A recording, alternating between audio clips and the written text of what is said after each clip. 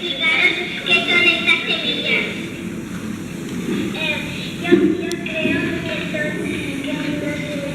las semillas son unas plantas para crecer calabazas.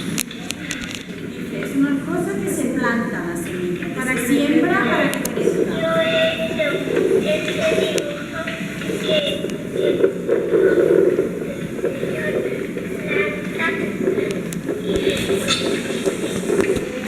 yo creo que cuando pones las semillas en agua se hace la flor y se hace calabaza.